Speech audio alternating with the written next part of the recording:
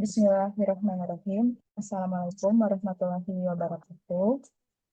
Waalaikumsalam warahmatullahi wabarakatuh. Kami dari kelompok 1 akan mempresentasikan mengenai interval selisih rata-rata distribusi norma pada mata kuliah Statistika Matematika 2 yang diampu oleh Ibu Reni Rian Mariana. Sebelumnya izin memperkenalkan diri, saya Rifa Meliani dengan NPM 15 dan teman-teman saya.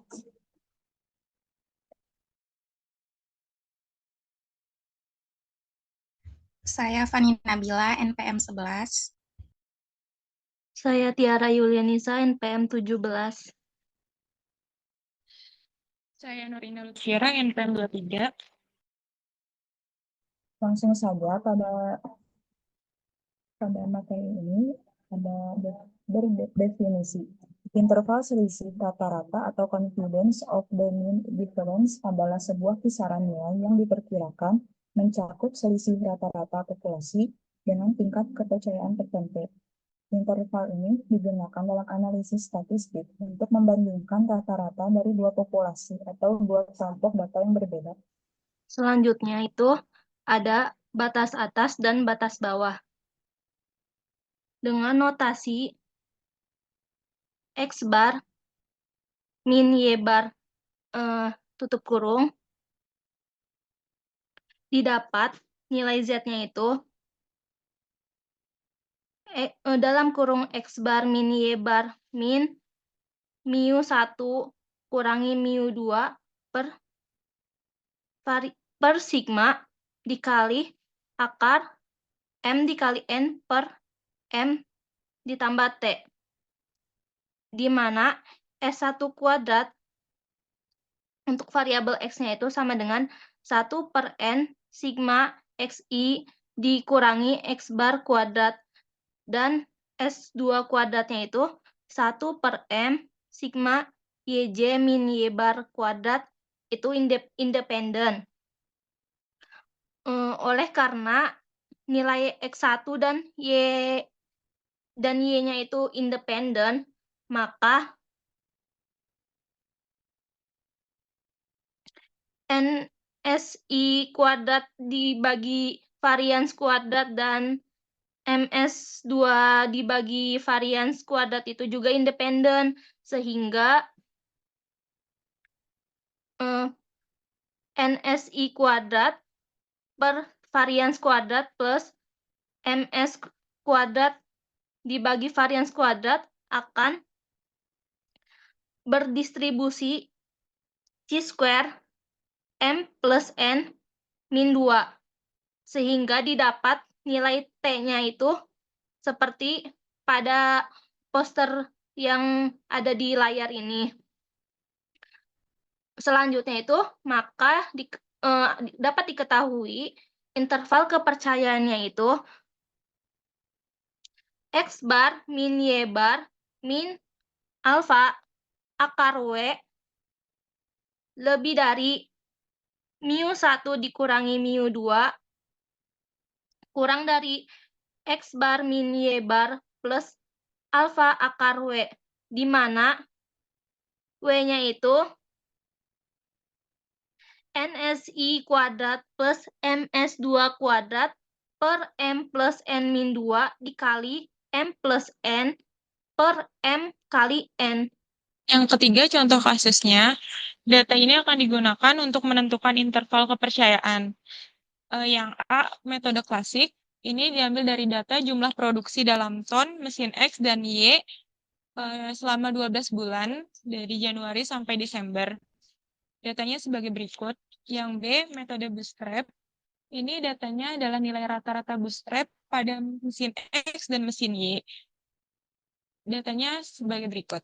Peneliti akan menghitung berapa selisih interval rata-rata produksi mesin dengan metode klasik dan metode bootstrap persentil, dan bagaimana hasil perbandingan nilai interval selisih rata-rata kedua metode tersebut.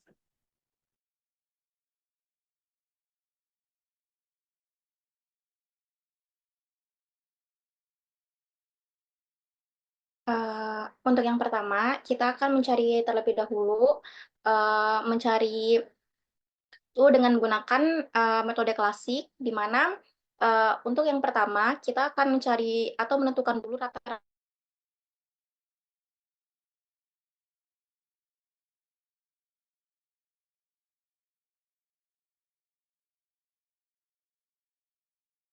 Maaf, tapi on mic. Sebelumnya mohon maaf. Sebelum itu, yang pertama itu kita akan mencari dulu selisih rata-rata produksi dari metode klasik, di mana rata-rata dari mesin X ini kan diperoleh dengan rumus yaitu sigma MI dibagi dengan N, terus itu menghasilkan nilai dari total dari sigma MI ini tuh 783.000, terus dibagi dengan sampelnya itu sebanyak 12. Hasil yang diperoleh itu 65.250. Nah, untuk mesin Y itu sendiri diperoleh sigma MI-nya itu sebesar 570.000, terus dibagi dengan 12, diperoleh hasil 47.500. Setelah kita mencari atau menentukan nilai rata-ratanya, selanjutnya itu kita akan menghitung interval selisih dari rata-rata produksi X dan produksi mesin X dan produksi mesin Y dengan rumus itu. Yang pertama kita akan mencari terlebih dahulu varians dari sampelnya itu mesin pertama atau X, di sini X didapatkan SI ini untuk sampel yang pertama, sampel mesin X, itu sigma dari tiap data, X ini tiap data dikurangi dengan rata-ratanya, terus dikuadratkan, dikurangi sampelnya, dikurangi 1. Diperoleh hasilnya itu 7.038.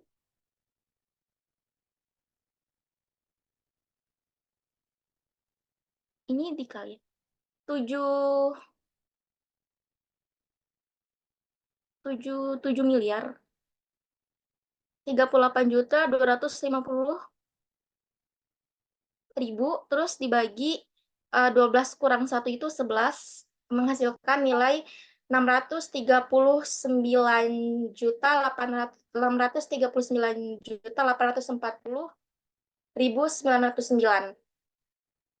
Selanjutnya itu kita akan menentukan varians dari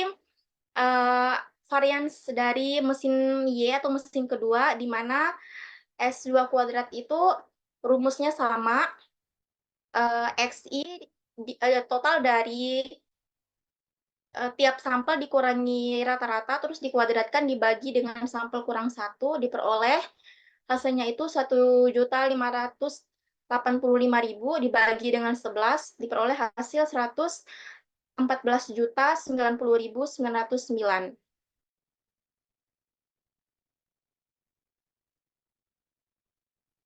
Kita akan menentukan nilai batas atas dan batas bawah dengan kepercayaan 90 berapa persen ya tadi? 90, boleh digeser ke bawah yang intervalnya itu kita akan mencari dengan tingkat kepercayaan 99% lebih dulu.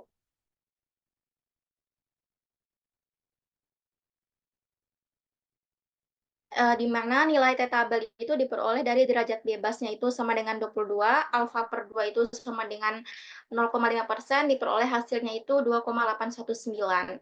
Nah, yang pertama itu nilai batas bawahnya itu 17.250 dikurangi 2,819, terus dikali dengan 8.083, terus diperoleh hasilnya minus 5,036.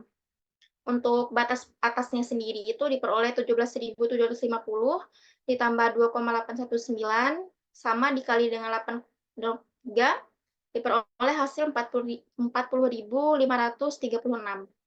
Sementara untuk lebar intervalnya sendiri itu diperoleh rumusnya itu nilai batas atasnya tadi dikurangi nilai batas bawah, yaitu 40.536 dikurang minus 5.036 Jadi ini bakal ditambah memperoleh hasil 45.572. Karena sudah menentukan interval dengan derajat nilai kepercayaan 99%, sekarang kita akan menentukan nilai batas bawah dan nilai batas atas untuk tingkat kepercayaan 95%.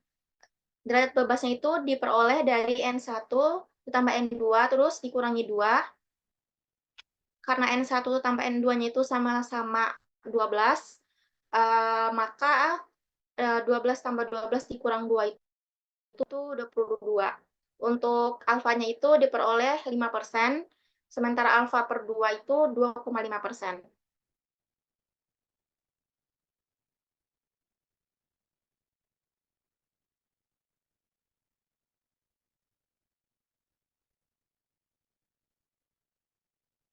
Selanjutnya itu akan menentukan nilai batas atas dan batas bawah pada selang kepercayaan 95% tadi.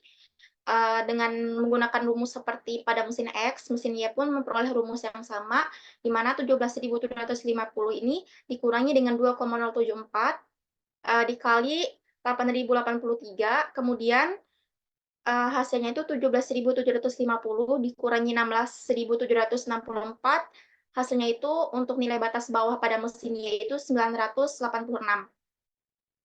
Sementara nilai batas atas untuk mesin Y ini 17.750 ditambah dengan 2,074 dikali 8.083 diperoleh 17.750 ditambah 16.764 hasilnya adalah 34.514. Setelah nilai batas atas dan batas bawahnya diketahui, maka selanjutnya akan menghitung lebar interval dengan rumus yang sama, yaitu nilai batas atas dikurangi dengan nilai batas bawah, yaitu 34.514 dikurangi dengan 986, hasilnya adalah 33.528.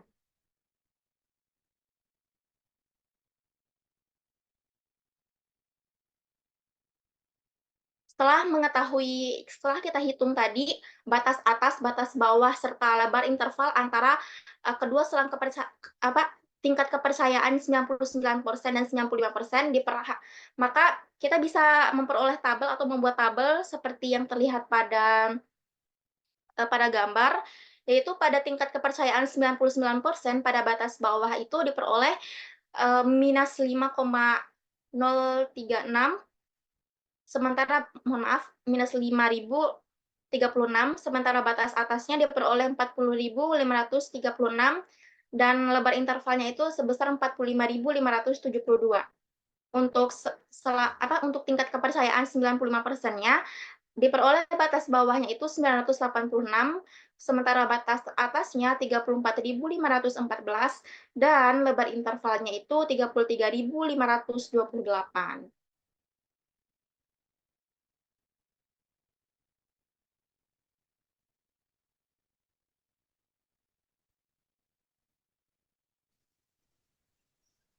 Selanjutnya, yang B, metode bootstrap persentil.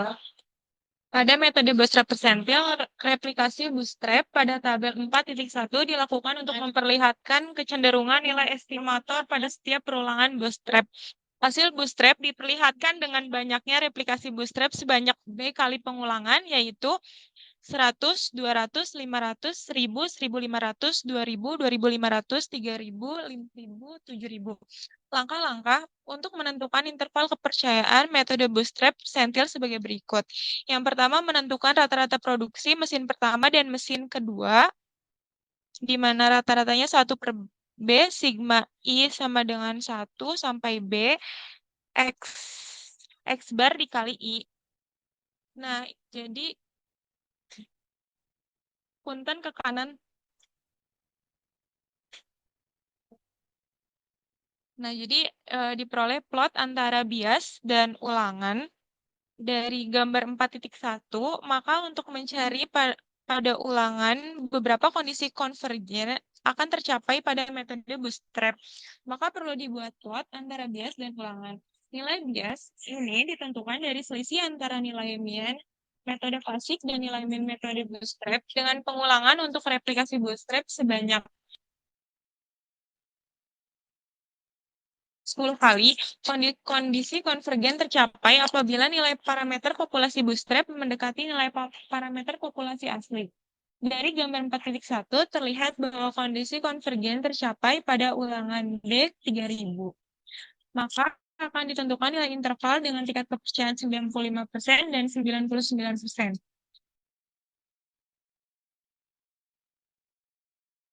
Kesimpulannya, untuk batas bawah, batas atas, dan lebar interval. Dari hasil analisis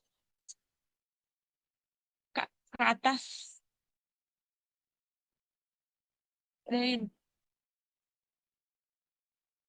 pada tabel berikut menunjukkan nilai batas bawah, batas atas, dan lebar interval untuk tingkat kepercayaan 99% dan 95% pada metode klasik. Nilai lebar interval kepercayaan metode klasik dibandingkan dengan nilai interval kepercayaan metode bootstrap persentil untuk menentukan metode terbaik dalam mencari interval selisih rata-rata produksi. Sehingga diperoleh hasilnya untuk tingkat kepercayaan 99%, lebar interval kepercayaan metode klasik adalah 45.572. Sedangkan metode bootstrap persentil menghasilkan lebar interval kepercayaan 14.291. Untuk tingkat kepercayaan 95%, lebar interval kepercayaan metode klasik adalah sebesar 33.528, sedangkan metode bootstrap persentil menghasilkan lebar interval kepercayaan 6.125 seperti pada tabel sebelah kiri.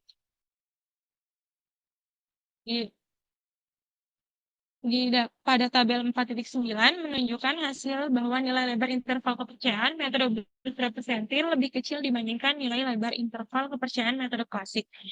Dari hasil analisis data dan pembahasan, maka dapat diambil kesimpulan sebagai berikut. Yang pertama, untuk menentukan interval kepercayaan biasanya digunakan metode klasik di mana data yang digunakan harus berdistribusi normal, tetapi ada beberapa kasus sampel tak berdistribusi simetris dan bahkan tidak memiliki asumsi apapun. Dengan demikian, penggunaan metode bootstrap persentil akan lebih efektif dibandingkan metode klasik. Yang kedua, interval selisih rata-rata produksi menggunakan metode klasik didapat dengan mencari nilai rata-rata produksi dan mencari nilai variannya, kemudian mencari nilai batas atas dan batas bawah dari metode bootstrap. Sedangkan pada metode bootstrap persentil, nilai interval didasarkan pada replikasi bootstrap untuk mendapatkan sampel. Bootstrap kemudian dibuat plot bias dan ulangan yang nantinya menunjukkan kondisi konvergen untuk menentukan nilai batas bawah dan nilai batas atas. Yang ketiga, penggunaan metode bootstrap persentil dalam menentukan lebar interval akan menghasilkan lebar interval yang lebih kecil jika dibandingkan dengan metode klasik. Hal ini dikarenakan semakin banyak replikasi bootstrap yang dilakukan, semakin kecil pula nilai interval yang dihasilkan.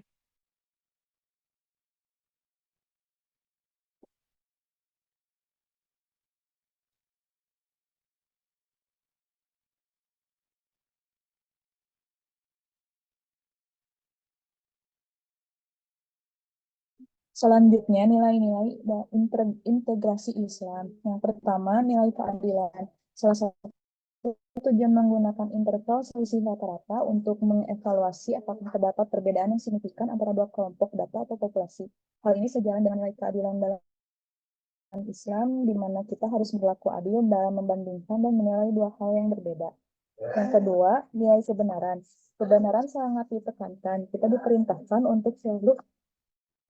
untuk selalu mencari dan menegakkan kebenaran dalam segala hal.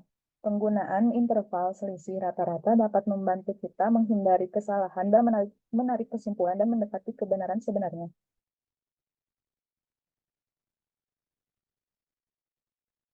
Baik, sekian dari presentasi kami pada akhir ini. Mohon maaf apabila masih ada terdapat kekurangan dan kesalahan. Wassalamualaikum warahmatullahi wabarakatuh.